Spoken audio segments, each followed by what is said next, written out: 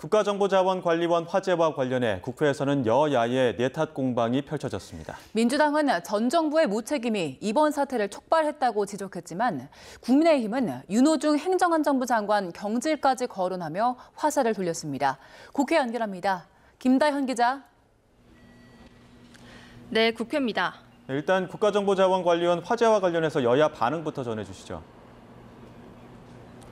네, 오늘은 국가정보자원관리원 화재 사고 이후 맞는 첫 평일입니다.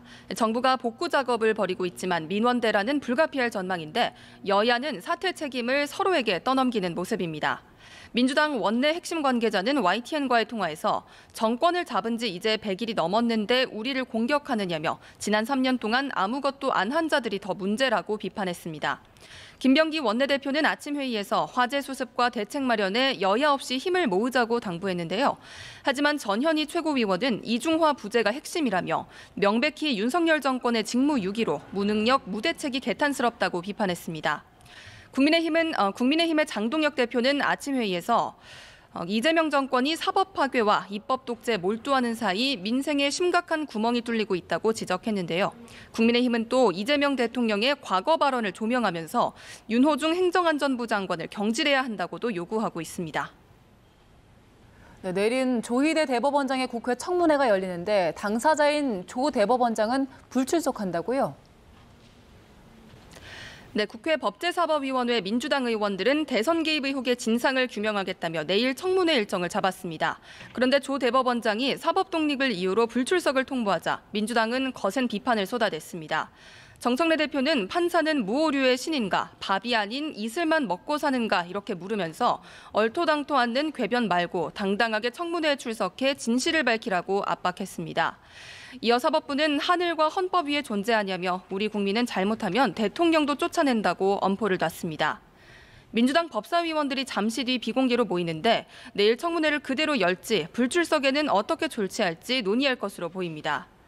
반면 국민의힘은 애꿎은 조 대법원장을 쫓아내려고 할 시간에 국민 기만 수준의 한미 협상이나 신경 쓰라며 조 대법원장 엄호에 나섰습니다. 오늘 오후에는 정책의원총회를 개최하는데 조 대법원장 청문회를 비판하고 이재명 대통령 재판 재개를 요구할 전망입니다. 여야의 필리버스터 대치도 벌써 닷새째에 접어들었죠?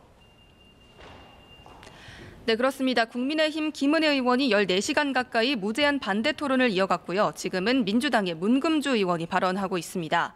어제 저녁 4개 쟁점 법안 중 마지막인 국회 증언감정법이 본회의에 상정됐습니다. 증감법은 국회 특위활동 기간이 종료되면 법제사법위원장이 위증죄 고발을 할 수 있도록 하는 내용 등을 담고 있습니다. 이 고발 권한을 국회의장에게 부여했던 원안이 수정된 거데 국민의힘은 추미애 법사위원장이 국회의장보다 우위에 있다는 얘기라며 반발하고 있습니다. 하지만 필리버스터 시작 24시간이 지난 오늘 저녁 8시 반쯤 절대다수 의석을 보유한 민주당은 강제 종료 뒤 표결 처리에 돌입할 전망입니다. 이렇게 되면 검찰청 폐지를 골자로 한 정부조직법 개정안, 방통위 폐지법, 국회법 개정안까지 모두 4개의 쟁점 법안 처리가 끝납니다. 다만 전직 법무부 장관과 검찰총장 등 또 이진숙 방송통신위원장까지 헌법 소원을 예고한 만큼 이 여지는 한동안 이어질 것으로 보입니다. 오늘로 국회 본회의는 종료되지만 민생 법안도 산적한 만큼 당장 이번 주 목요일 다시 열릴 가능성도 있는데요. 민주당은 온실가스 배출권 관련 법안의 경우 내년 1월부터 시행되지 않으면 입법 공백이 생긴다면서 본회의를 서둘러서 열어야 한다고 설명했습니다. 하지만 국민의힘이 나머지 60여 개 민생 법안에도 필리버스터를 예고한 만큼 이어지는 의사 일정도 순탄치 않을 예정입니다. 지금까지 국회에서 전해드렸습니다.